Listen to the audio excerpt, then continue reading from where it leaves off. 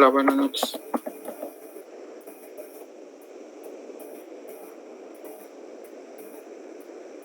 Muy bien, vamos a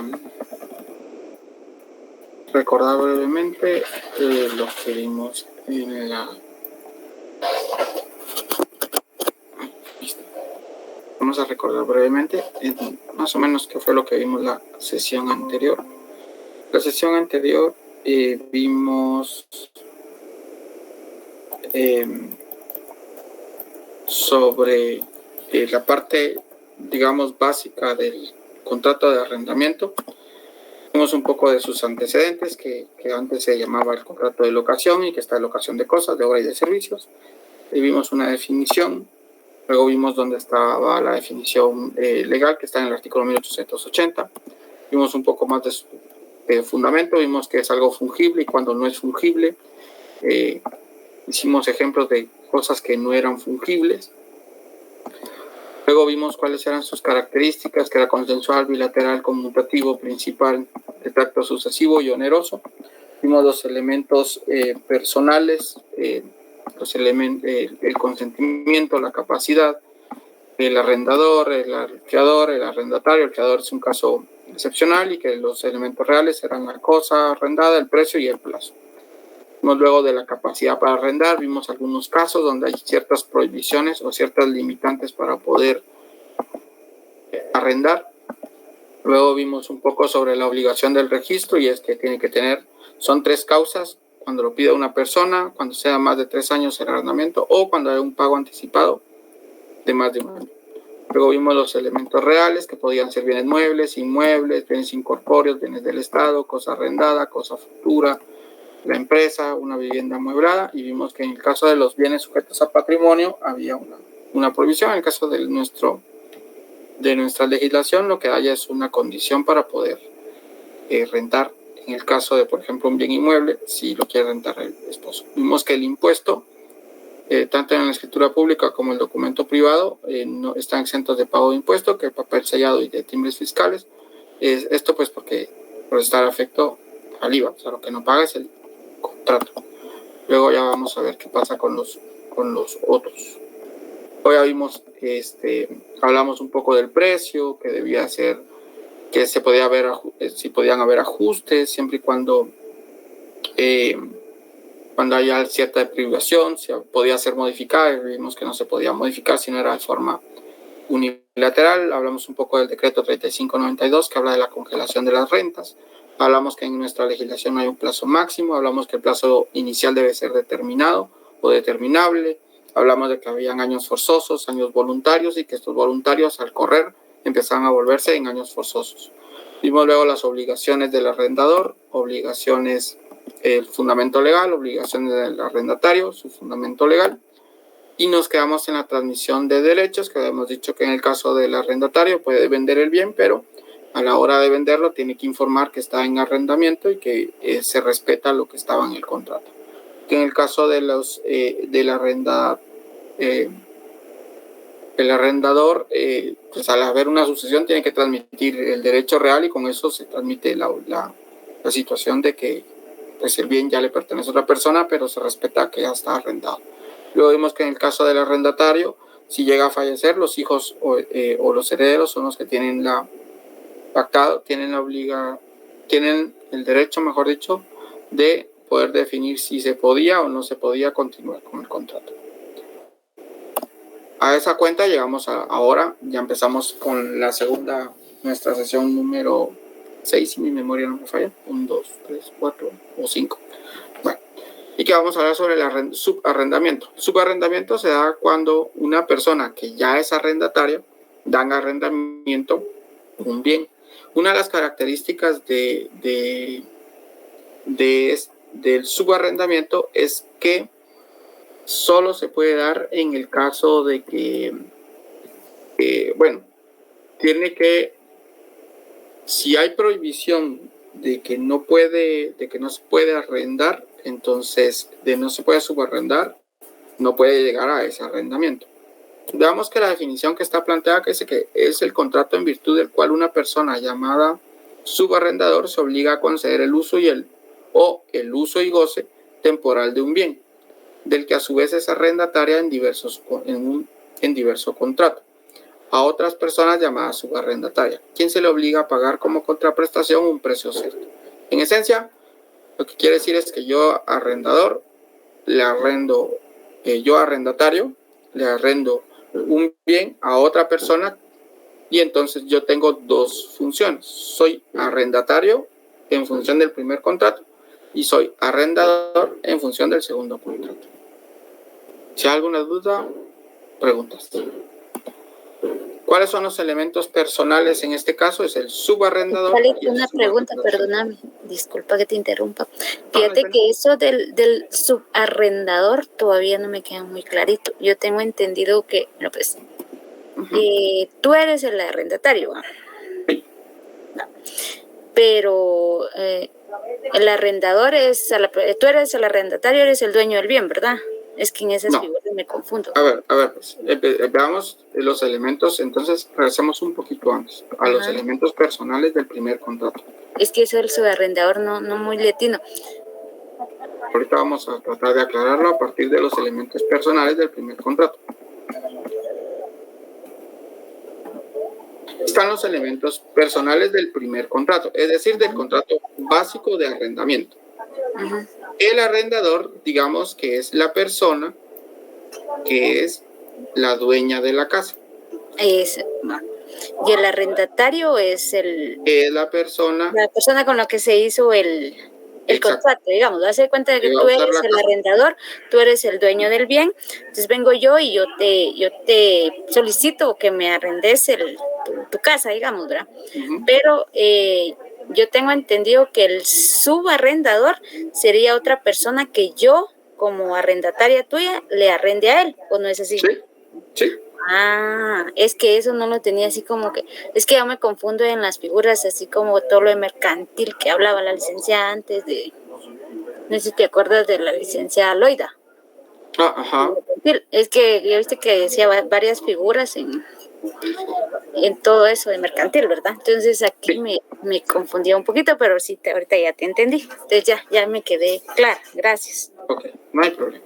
Gracias. Lo que sucede es, ahorita voy a tratar de esquematizarlo para terminar de entenderlo del subarrendatario. A ver, pues, digamos que ahí en el dibujo ahí está la casa, ¿sí? Y hay una persona que se denomina el dueño de la casa. Por el momento digamos que la persona está ahí. Y la historia es que llega una segunda persona y le dice que quiere usar su casa. Este es el arrendador, el de rojo viene siendo el arrendador y el de azul es el arrendatario. Y le dice él que está bien, de acuerdo, le alquilo mi casa y se va. Él se retira y ya no está en la casa porque le dejó el uso y el goce a la otra persona y se fue. Ahora resulta que esta persona, viviendo ahí, llega una tercera persona y le dice, mire, fíjese que a mí me interesa esta casa y quisiera alquilarla. Entonces esta otra persona, si no hay ninguna limitante en el contrato que hizo con esta personita rojo, le dice, sí, está bien, de acuerdo, le alquilo la casa. Y esta personita también se retira. Y entonces, ahora resulta que él ya no vive acá, sino el que vive ahí es nuestra personita de verde y la personita azul vive en otro lado. Ahora, lo que sucede es que en el caso de las responsabilidades, esta personita roja está vinculada con esta personita azul y esta personita azul está vinculada con esta personita roja. A lo que me refiero es que recíprocamente se tienen responsabilidades, derechos y obligaciones. Pero esta personita azul, al hacer el contrato con esta personita verde, también adquiere derechos y obligaciones con esta personita verde. Y esta verde está obligada a esta azul. Ahora, esta roja no tiene nada que ver con esta verde. No se relacionan. A excepción de lo que sí sucede es que no puede venir él. Sería entre la roja y la azul, digamos, ¿verdad? Porque exacto. Así es, eso sí le entiendo. Nuestro primer contrato es este de acá y nuestro segundo contrato es este de acá. Y son contratos independientes. Eso lo vamos a ver en un ratito. No es que, bueno, independientes me refiero en el hecho de que no figura, el rojo no figura en el contrato que hacen el verde, ¿verdad? El verde no figura. Si no sería arrendamiento al final. Sí, directo, con la... Exacto. Ya el de en medio ya no tendría nada que ver, ¿verdad? Exacto. O sea que el de en medio acá es como mediador, digamos, ¿verdad? No, porque no es que... No es mediador, porque con él se hizo el contrato, el rojo, y como tú decías, que no habían, digamos, pongámosle así, más cláusulas que no permitían que él arrendara al de verde, entonces por eso sí está el... Por eso es que lo pudo hacer. Sí, es un caso peculiar el subarrendamiento, porque no, o sea, tal vez, ¿sabes cómo sería una idea? Tal vez que por ejemplo, yo hago ejemplos que trato de ser, son muy, no sé qué tan contextualizados sean, pero digamos que en esta casa tenemos 2 niveles, el nivel 1 y nuestro nivel 2, siempre se enumeran al revés, pero en el nivel, antes, cuando este celeste fue, él vivía en el nivel 1 y vivía en el nivel 2, o sea, usaba toda la casa. Se da cuenta que estaba desperdiciando espacio porque realmente él con el nivel 2, o sea, con la planta baja, él podía vivir muy bien y decide ponerlo en alquiler. Dice, yo ya no voy a vivir en los 2 niveles, sino voy a vivir solo arriba. Y se lo alquila y es donde llega Verdecito. Y ahora Verdecito vive aquí abajo y Azulito vive acá arriba. Ahí arriba. Él se lo arrendó a él, pero él no es el dueño de la casa. No. Él tiene... El dueño es el de rojo. El dueño es el de rojo. Él tiene cierta facilidad de poder hacer ese contrato porque en ley está permitido, y el contrato de que hizo el celeste con el rojito no dice nada de que no lo pueda hacer. Entonces, como no dice nada, entonces pueden vivir las 2 familias, pero sabemos que, por ejemplo, el verde le paga al azul y el azul le paga al rojo. El verde no va a ir y le va a pagar al rojo porque el rojo no sabe, no tiene ninguna relación directa con bueno. ¿Queda más claro ahí? Sí, ya me quedó bien claro. Ya parezco contrato con dibujito, ¿verdad? Pero sí, gracias. No, sí. El objetivo es que quede claro al final. Sí, y lo de los dibujitos es para que a veces pues, es más fácil de entender. Muy bien, gracias. Los elementos personales entonces son el subarrendador y el subarrendatario. Lo de sub es porque no son... el prefijo sub, por lo general cuando dicen son subcampeones, porque son los segundos, por decirlo así. Son subalternos, quiere decir que van debajo de. Son las sub 20 quiere decir que están por debajo de la 20. En este caso el sub lo que quiere decir es que no son el arrendador no es el arrendador el directo. O sea, no es el dueño en este caso. El sub lo que me hace ver es que esta persona no es la dueña de la casa. Sí. Y este sub acá quiere decir que él está haciendo un arrendamiento de algo que alguien más arrendó. Por eso son los términos sub. Porque si quito los términos sub, otra vez son arrendador y arrendatario. Pero el prefijo sub es para distinguir lo que están haciendo un arrendamiento de algo que ya arrendó uno de ellos dos, en este caso el subarrendador. El contrato como tal tiene 4 cosas. Uno es que sigue siendo un contrato de arrendamiento, pero se llama de otra manera. Tiene las mismas características, pero pero está hecho por el arrendatario. Esa es como la palabra clave. Sería el contrato directo, o sea, con el arrendatario o con el arrendador, ¿va? No, a ver, pues, otra vez. Sí, va. A ver, pues, dice que es un contrato siempre de arrendamiento. Esa es una característica del subarrendamiento. Sigue siendo un arrendamiento, no es otra figura como tal. Bueno. Pero la característica que lo distingue del arrendamiento es que en este figura como persona, el arrendatario como la persona que va a dar ese derecho de uso y de goce. O sea, aquí él da ese derecho de uso y de goce.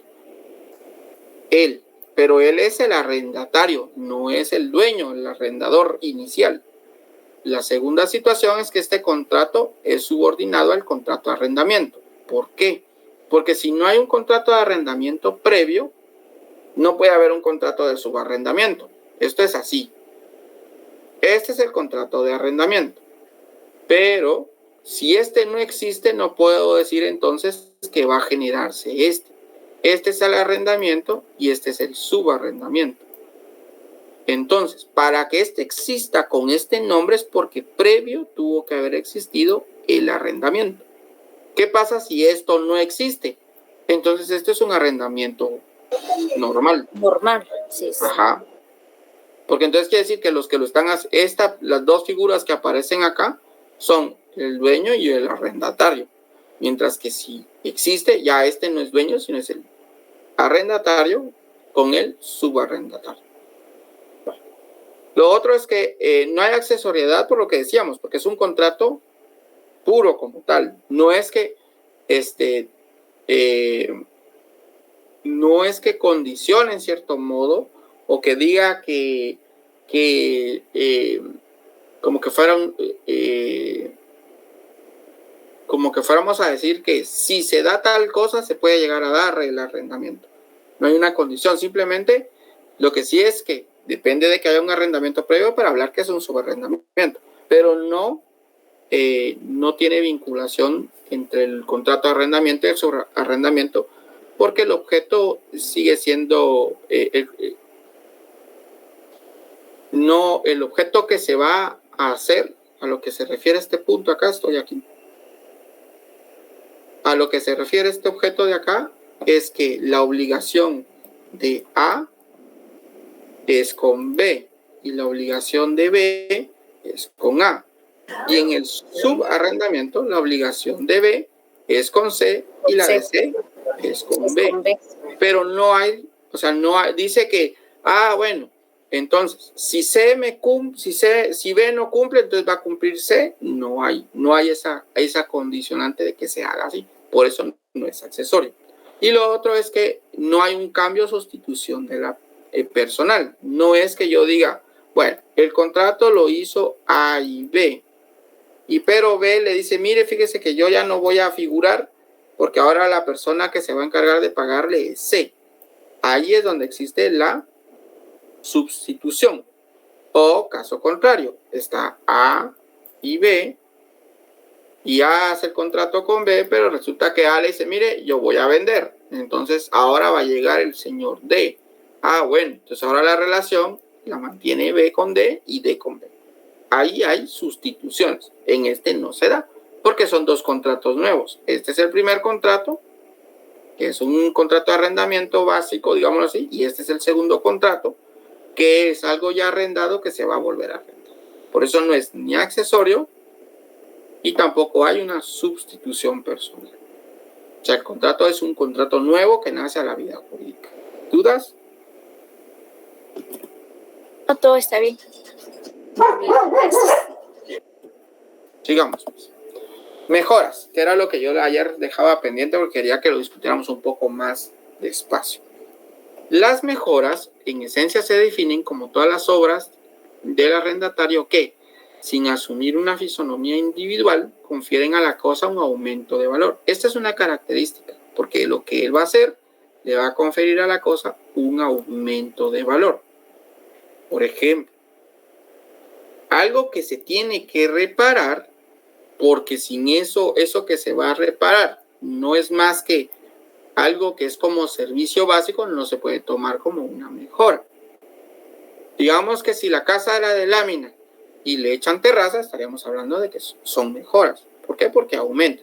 La característica de esto en general, de lo que ya le corresponde, es que estas las va a hacer el arrendatario para que se denominen como mejoras desde el punto de vista del derecho civil.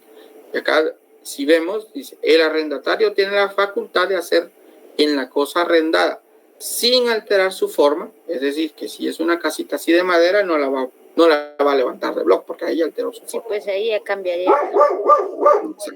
Todas las mejoras de que quiera gozar durante el arrendamiento. Digamos que él quiere poner una fuente acá, porque le parece interesante y quiere poner una fuente. Entonces eso vendría siendo una mejora. No afecta a la casa sigue siendo la misma. Lo único que hizo es que puso algo que para él era porque quería tener peces aquí adentro de la fuente. Eso vendría siendo una mejora. Una mejora. Ahora, ¿por qué le va a aumentar? O sea, cuando lo que se haga hace que haya un plus nuevo, que haya un plus sobre el valor del inmueble, a eso le vamos a entender que es una mejora. Pero ¿quién la debe de hacer para que se considere como tal? La tiene que hacer el arrendatario, es decir, quien está alquilando. Sigamos, pues. Los tipos de mejora desde el punto de vista del Código Civil, en el artículo 1916 establece que son mejoras. Las mejoras son necesarias cuando tienen por objeto impedir la destrucción o el deterioro de la cosa. Las útiles son que sin perder la clase de necesarias, o sea, tienen que ser necesarias, aumentan el valor y la renta de las cosas que se ponen. Veamos que la diferencia entre las necesarias y las útiles es que las necesarias evitan el deterioro de la cosa o que se echa a perder. Y las útiles lo que hacen es mejorar el valor de la cosa. De recreo son todas aquellas que no son necesarias ni útiles. Es decir, que no puede ser algo que se considere... Son como la fuente que tú dices, ¿verdad? Podría ser recreativo.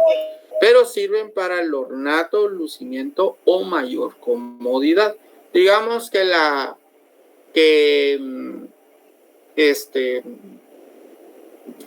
digamos que el bien tiene,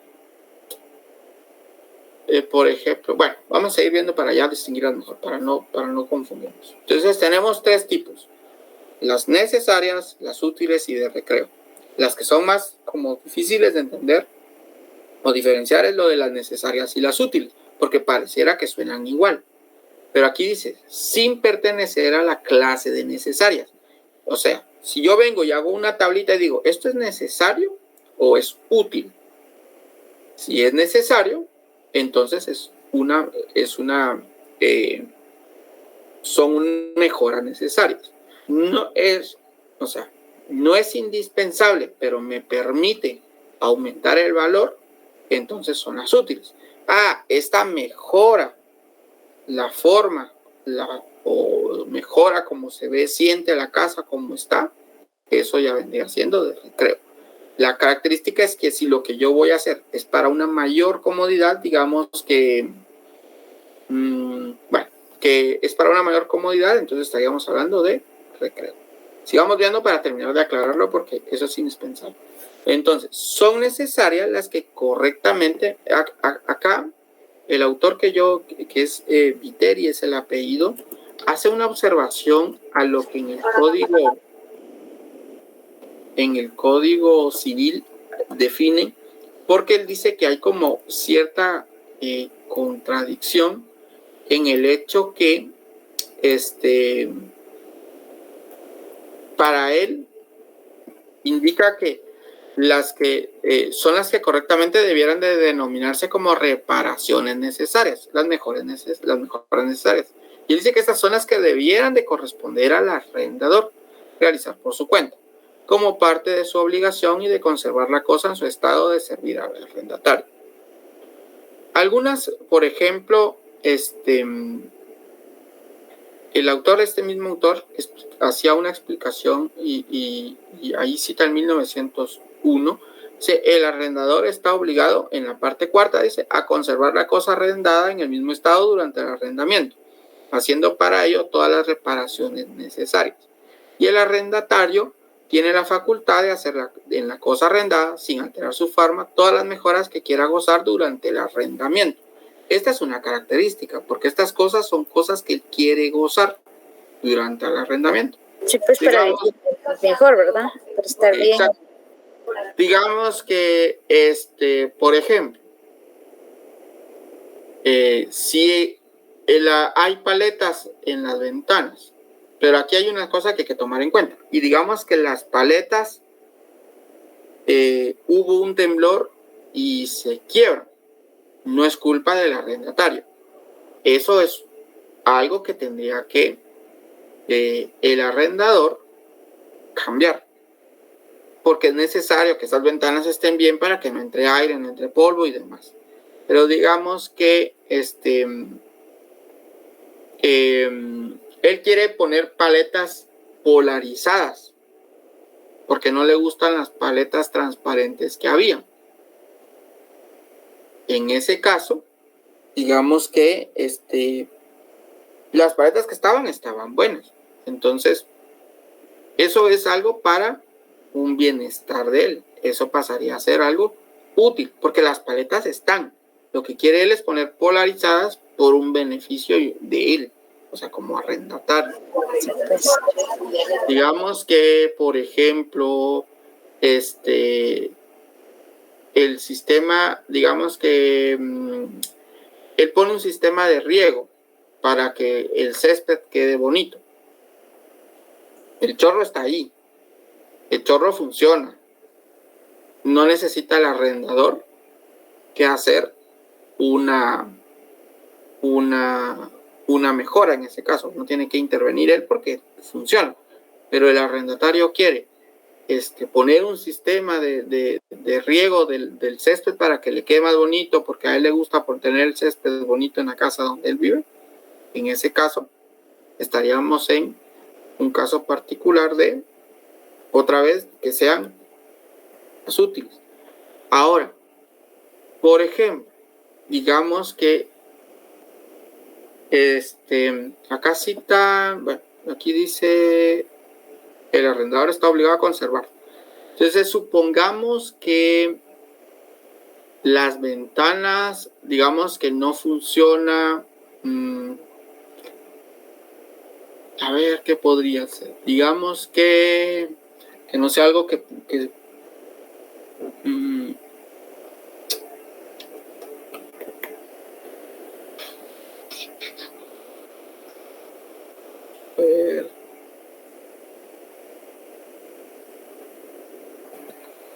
a ver, veamos. Por ejemplo, lo de pintar la casa. ¿Quién debiera de pintar la casa desde tu percepción? ¿El arrendador o el arrendatario? Pues yo diría que el arrendador. ¿Por qué? La persona ya vive ahí. ¿Ah? La persona ya está viviendo ahí. Entonces el arrendatario. ¿Por qué? Porque, o sea, para ver mejor, tener mejor aspecto la casa, pienso, para que se mire bonita, porque yo pienso que uno quiere vivir en algo que se vea bonito, que no se vea tan feo. Entonces, de cierta manera, pienso que... No, eso entraría en algo que puede servir para ornato o para un lucimiento. Bueno, podría ser el ornato, igual también algo mejoras necesarias, porque acuérdate que a veces ya la pintura ya está deteriorada o puede llegar a ver, por ejemplo, cuando no están pintados empieza a generarse moho, por ejemplo. Ajá, exacto. Entonces, y ahí ya se filtra. Vale. Muy bien, sigamos. Entonces, las necesarias son todas aquellas, digamos que mejoras que él pueda hacer, pero que ayudan a que la casa no se deteriore y que son, o que impiden la destrucción de ella, pero son por parte del arrendatario. Digamos que ya cuando él está, por ejemplo, digamos que se arruina un chorro,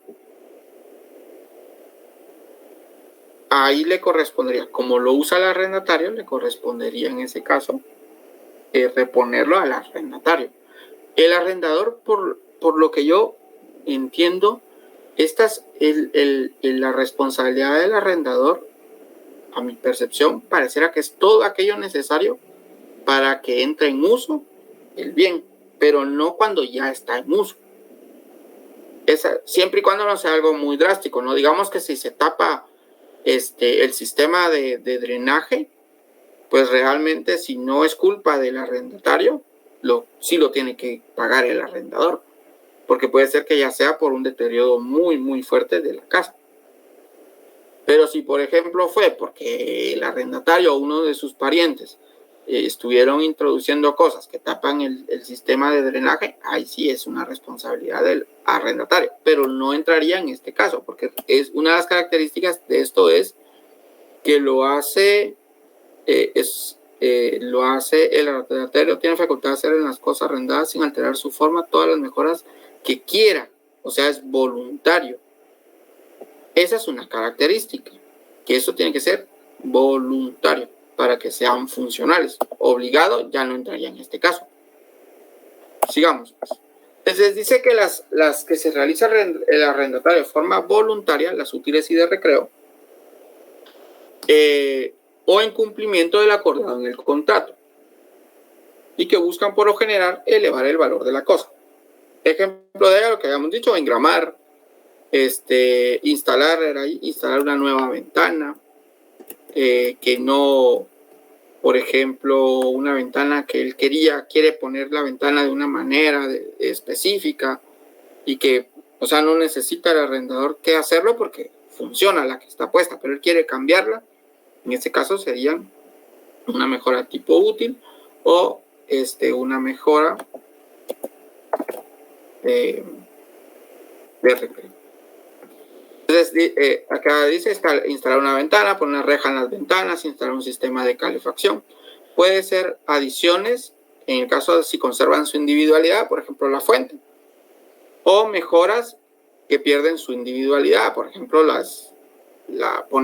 poner una nueva ventana o poner rejas en las ventanas para que no se metan los ladrones. Ahora puede decir, pero es que eso es necesario.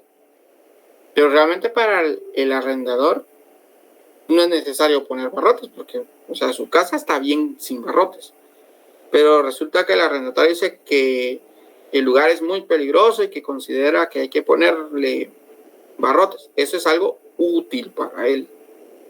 En ese caso entraría como una mejora, porque es para resguardar algo y mejora la situación de la casa. Muy bien. Entonces, en el caso de si se puede cobrar, decir, mire, es que yo puse, que ya esos problemas surgen ya cuando el contrato están en la disputa de la entrega de la casa y es que, mire, yo hice tal cosa. Entonces dice que ninguna mejora es abonable. Aquí es una prohibición. Ninguna es abonable al arrendatario, salvo, esta es la condición, digamos, de lo que el artículo establece, salvo convenio por escrito en el que el dueño es obligado a pagar.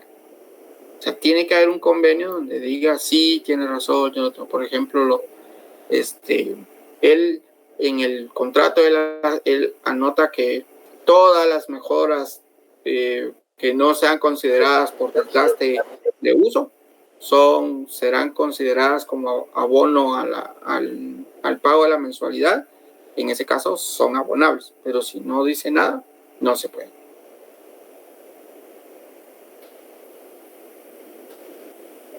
Solo excepcionan acá cosas como, por ejemplo, que dijeras, mire, fíjese que se arruinó el chorro y el chorro ni lo usábamos y de repente el chorro ya está dañado.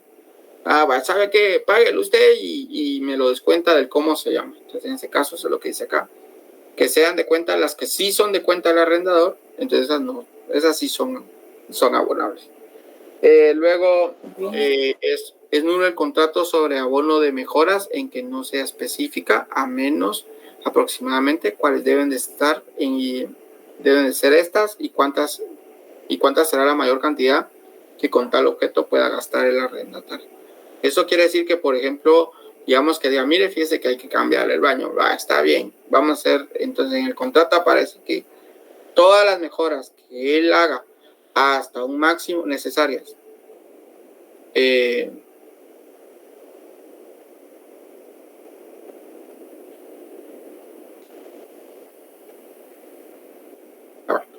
que sean con un máximo de 200 quetzales, son abonables. Es que yo hice una mejora y gasté 3,000, ya no podría considerarse porque él dijo hasta cuál era el monto. Por eso dice, es nulo el contrato sobre abono de mejoras en que no se especifica, o sea, no se dice una forma de determinar, o al menos aproximadamente lo que decíamos. Está bien, Si son mejoras de 200 quetzales para abajo, entran como abono. Si son mejoras de 200 para arriba, no entran por abono, porque tendría que informarme para ver si son algo que yo tengo que pagar como arrendador o realmente responsabilidad del arrendatario. En 1919 dice, puede el arrendador autorizar al arrendatario para que invierta en mejoras de la cosa arrendada una o más de sus rentas. O sea, lo que decía. Cambia el chorro, pues, y después cuando me pague, ahí me descuenta lo del chorro, porque es cierto, yo tenía que haberlo cambiado y no le dije. También puede autorizarse al arrendatario para que de sus fondos propios, lo que decíamos, gaste en mejoras de la cosa hasta la cantidad que se estipula. Lo que decíamos. Puede gastar hasta 200 quetzales en mejoras. Más no se puede. Continuando, dice, establece cuando el arrendatario haya puesto mejoras con consentimiento del dueño o sin él para gozar de ellas durante el tiempo del arrendamiento y dejarlas después a beneficio de la finca sin responsabilidad de este. Sin antes de concluirse ese tiempo, se interrumpe el arrendamiento por causa o culpa del dueño. Desde entonces se hacen abonables las mejoras necesarias o útiles. Veamos que acá, si el arrendatario ha puesto mejoras con el consentimiento, ¿quién las va a poner? El arrendatario, con el consentimiento del arrendador, o sin él, la clave está para gozarlas de ellas durante el tiempo que dura el arrendamiento y dejarlas después, porque probablemente son que no se pueden quitar, a beneficio de la finca sin responsabilidad de sin antes de concluirse ese tiempo, se interrumpe el arrendamiento, o sea, fue antes de que se esperara que terminara el contrato, por causa o por culpa del dueño. Otra cara, aquí es una condición, por causa o culpa del dueño. Desde entonces se hace abonable, o sea, tiene que tener esas características para decir que esas son mejoras abonables. En este caso, el dueño, el que le sucede la cosa, responderá o bien de todo el valor de ellas si no las hubiese disfrutado todavía el arrendatario. Sigamos. Esa es una clave. Y solo una parte proporcional al tiempo que falta el contrato si yo hubiese empezado a gozar. O sea, si ya las empezó a gozar, entonces va a ser proporcional a lo que falta del contrato. La tasación de las mejoras se puede hacer por convenio o en función de lo gastado en ponerlas y conservarlas. Siempre que haya tasación de mejoras abonables al arrendatario, se incluirá en ella y se rebajará de su monto el valor de los daños o deterioros que se refiere al artículo segundo, el inciso segundo del artículo 1907. Este artículo 1907, si no estoy mal, lo habíamos visto antes, es el que aborda, ahorita te voy a decir cuál que dice el 1907.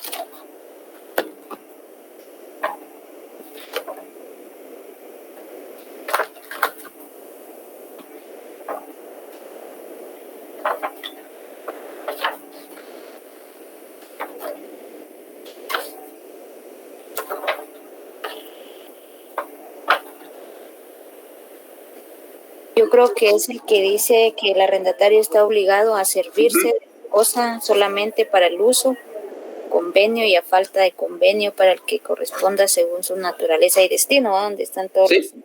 Aquí solo habla respecto al inciso segundo, a responder de todo daño o deterioro que el bien arrendado sufra por su culpa o la de sus familiares. O sea que lo que están diciendo acá es que se incluirán allá y se rebajará de su monto el valor de los daños o deterioros a que se refiere.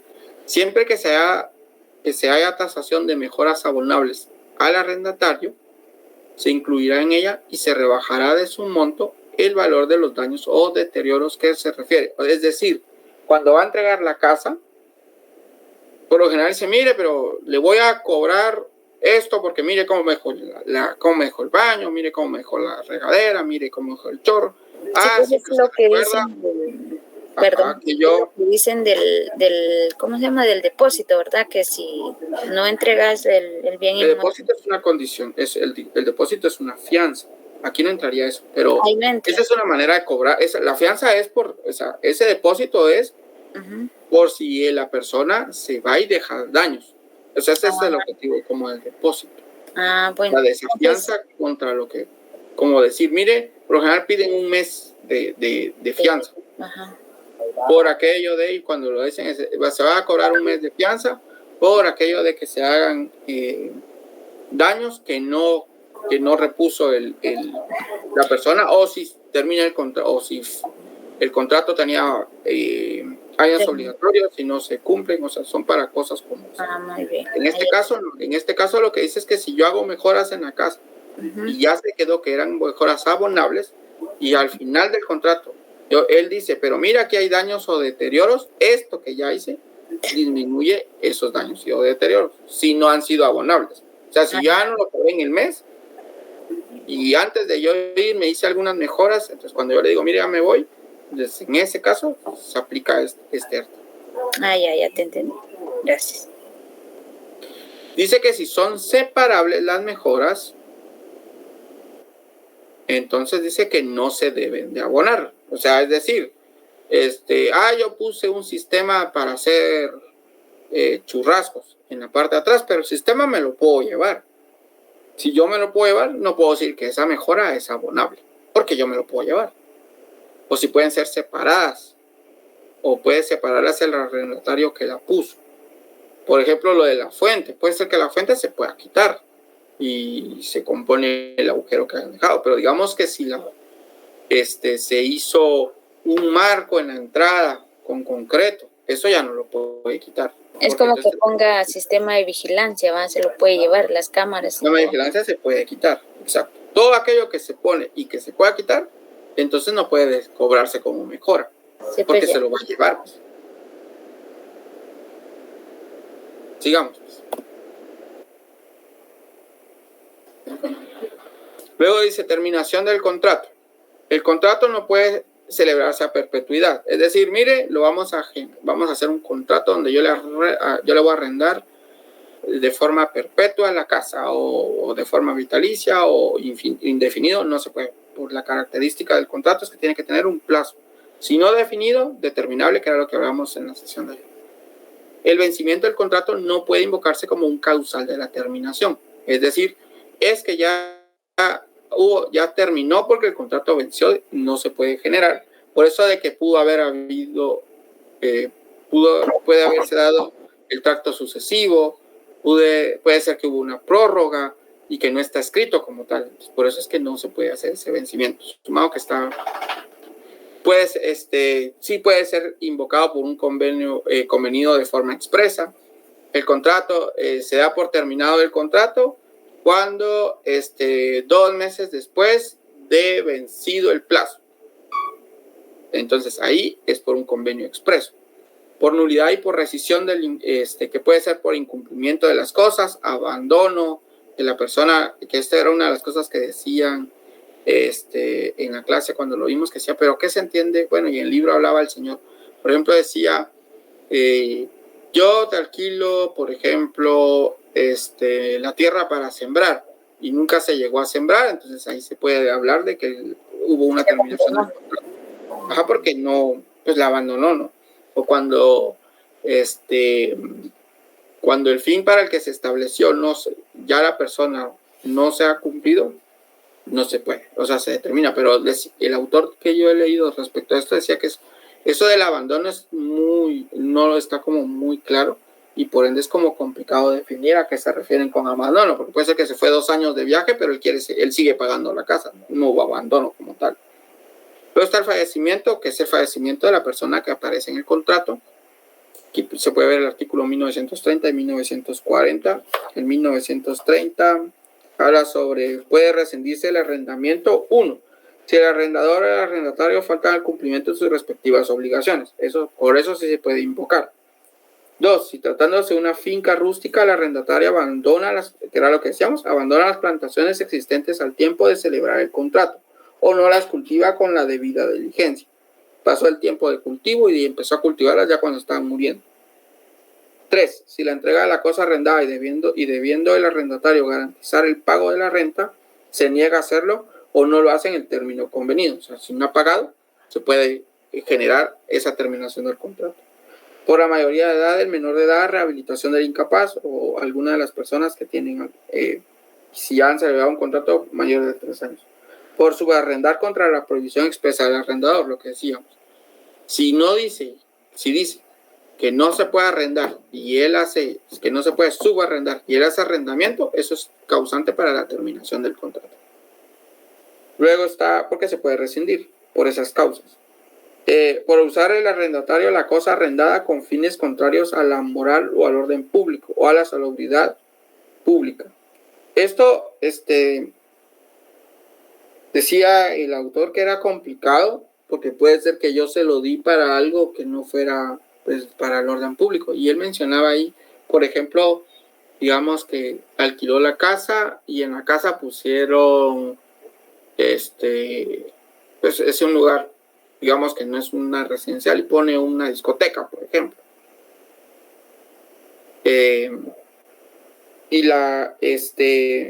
Pero sí se le dio autorización para, o sea, él preguntó, mire, yo quiero poner una discoteca y sí se dio, o sea, no puede generar, aunque puede ser que eso sea contrario al orden público porque está en un lugar residencial, digamos, en cierto modo, pero hubo cierta autorización. Entonces él decía que ese artículo tenía esa dificultad por el hecho de que a qué se refería con fines al final, o si realmente le está cumpliendo tal vez con lo que se dejó, y ahora contra lo del orden público, pues sí hay cosas como muy particulares que no podría hacer.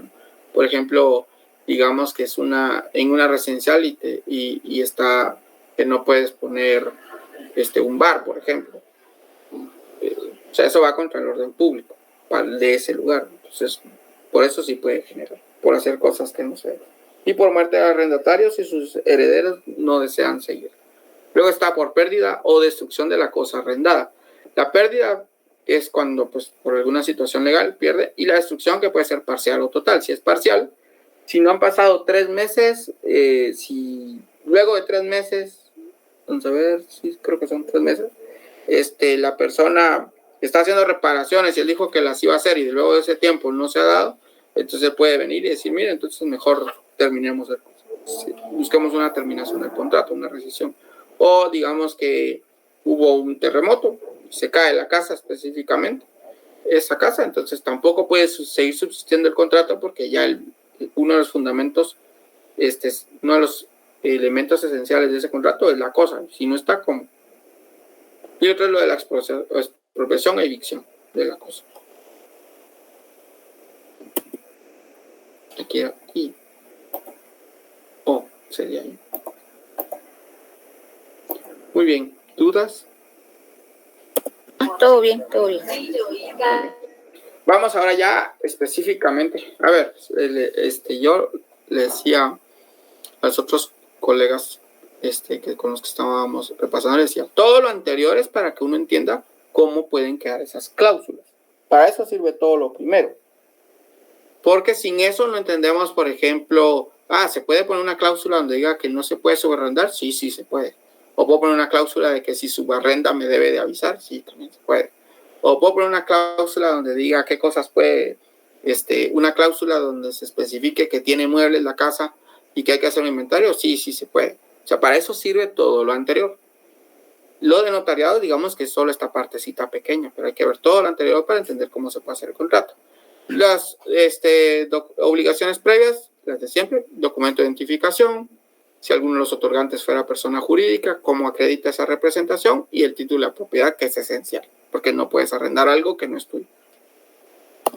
Luego, las posteriores, razonar los títulos o documentos que se tengan a la vista y cuyo contenido sufra modificaciones en virtud de la escritura, es decir, que tiene que aparecer que pues, está siendo arrendado. Entregar testimonio especial al archivo de protocolos dentro de los 25 días hábiles siguientes a la autorización de la escritura. Testimonio en el cual se requiere registro deberá presentarse con duplicado si es que va para el registro general de la propiedad, es decir, en 2 casos. ¿Cuáles son 2 casos que se registra? Más de 3 años y si se tiene un adelanto de 1 año de pago anticipado. Impuestos, el testimonio especial cubre el impuesto de timbre notarial por tratarse de un valor de valor determinado, es de 2 por millar del valor del contrato. O sea, hay que multiplicar cuánto va a pagar mensual por todo cuánto tiempo está hecho el contrato y a eso se le calcula el 2 por millar. Y el testimonio para el cliente no cubre ningún impuesto. Entonces veamos ejemplos ya del contrato. Para este caso tenemos que recordar que tiene que cumplir con lo que establece el Código de Notariado en el artículo 29. Es la clave que hay que ver, que el artículo 29, los instrumentos públicos tienen que empezar con número de orden, empieza con un número de orden, 31. Acá son del doctor Neri Muñoz, y aquí pues siempre está la dificultad de que no anotan departamento, tiene que decir departamento. O sea que aquí hay que recordar que siempre va a tener que decir departamento. O sea que aquí, ciudad no, sino tendría que ser departamento. Sí, porque estaba revisando unos que mandó la lista, que hay unos que se tienen número de cédula y ya está muy viejito, van. Ah, ya, esos están antiguitos. Luego tiene fecha, está acá, y ante mí. Veamos que en el caso, no se da hora porque no es un acta y porque no tiene que ver con un testamento o con una donación, por eso no lleva hora. Muy bien, ante mí está el nombre, están los que comparecen. Debe de cumplir lo que establece el numeral 2, nombre, apellido, edad, estado civil, nacionalidad, profesión, ocupación, oficio y domicilio de los otorgantes. La individualización de los datos. Exacto. Aquí está la primera persona, veamos si cumple, nombre, edad, estado civil, nacionalidad, oficio, profesión, oficio. Aquí está lo del problema de la redacción, que de este domicilio, pues aquí no hay domicilio, por eso se tiene que anotar el departamento para que concuerda esto de este domicilio. Persona de mi conocimiento, con eso se ahorra estar escribiendo lo del DPI, ya que en el curso del presente instrumento se denominará la parte de arrendante. Y por la otra parte comparece el señor Juan Castillo Martínez, otra vez cumple las características que va a ser denominado como arrendatario o inquilino, indistintamente. Y la señora, que en este caso ella va a estar como una fiadora. Luego ya da fe, estaríamos en el caso del numeral tercero, o sea que aquí está el numeral 1, es nombre del guardador del mes y año.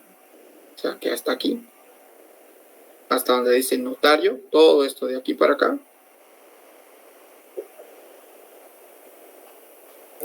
Numeral primero del artículo 29. De aquí para acá, hasta donde termina lo de la fiadora, hasta antes de donde doy fe, estaríamos en el 2 y el 3.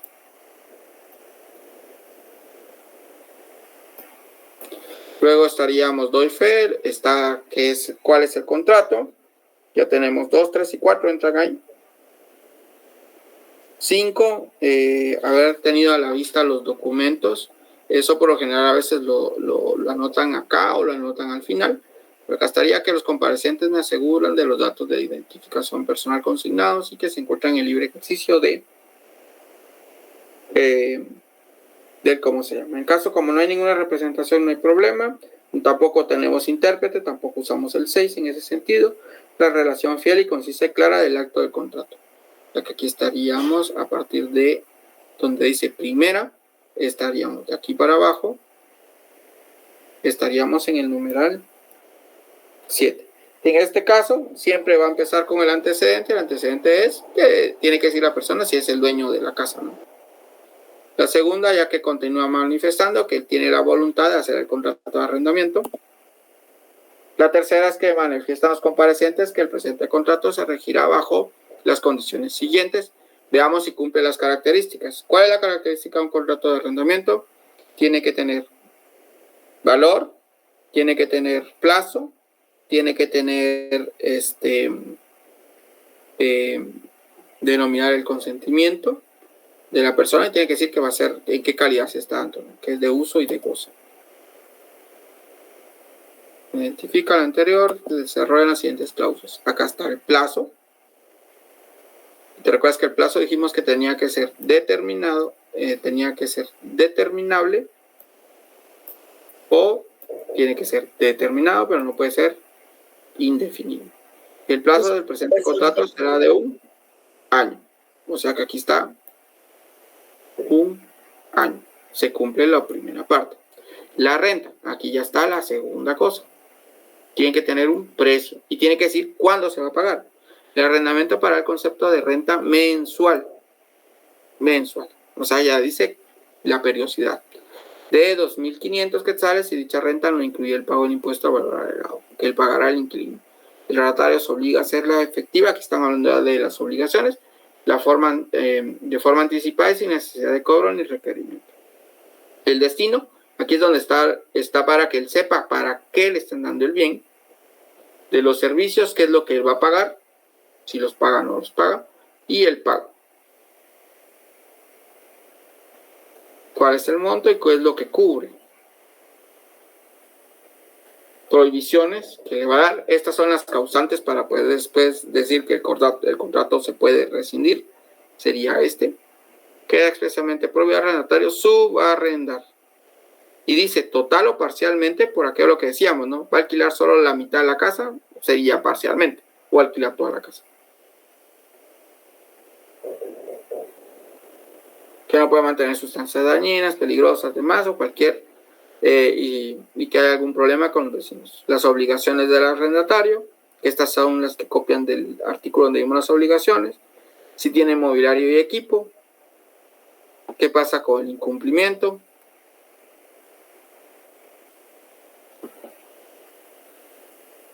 Lo que establece, lo que indica cada una de las partes. Y luego aquí ya estaría lo de dar fe. Estaríamos en el caso de el 9, estaría antes, fe de haber tenido a la vista los títulos y fe de haber leído el instrumento. De aquí, todo esto de aquí son el 8 y el 9. O sea, el 9 es el de la transcripción de las actuaciones, ¿sí? Y 9. Todo eso que estuvimos leyendo entraría a ser el 8 y el 9.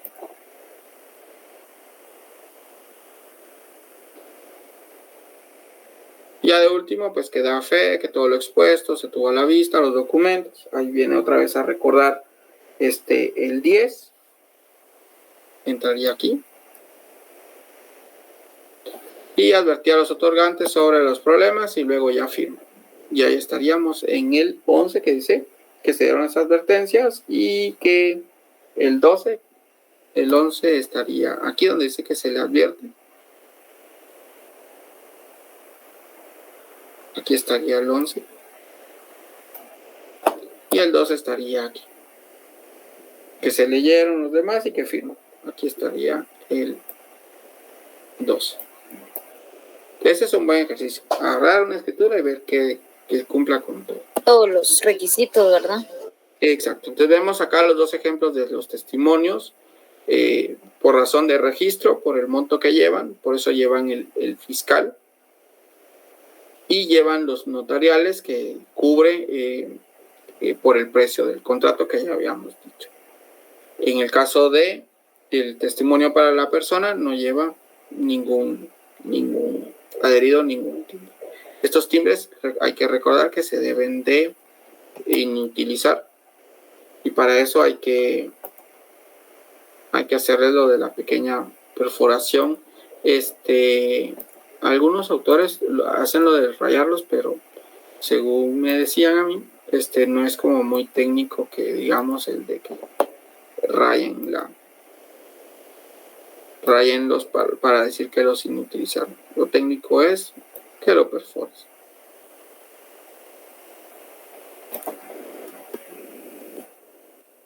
Perforas. Perforamos.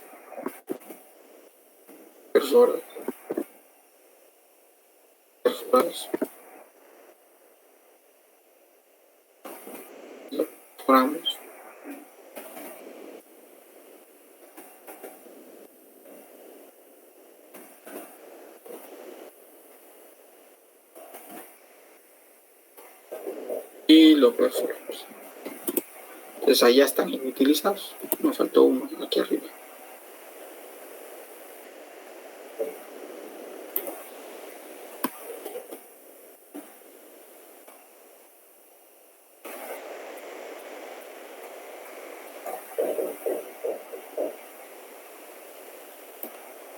Ahí está. Y listo. Y con eso terminamos el contrato. Bueno. Muchas gracias, ¿oíste? Cualquier duda o pregunta, con mucho gusto. No, ahí quedó bien claro. Bien vi todo lo de la escritura. Sí había hecho eso, pero no así como que tan... Sí, hay que agarrarlo contra el código, porque eso también te va a ayudar a que recuerdes la escritura lleva esta estructura, lleva esto y esto. Entonces ya vas memorizando y sobre todo te va a servir mucho para los privados, porque por lo general preguntan eso. Sí. ¿Cuál es la? Puede indicarme cómo es la estructura, o ni siquiera te preguntan, dicen hágame una escritura de tal. Eso sí, ya te ponen a hacer escrituras ahí. Bueno. Muy bien, bueno, muchas gracias, oíste, gracias por tu tiempo, feliz noche. Feliz noche.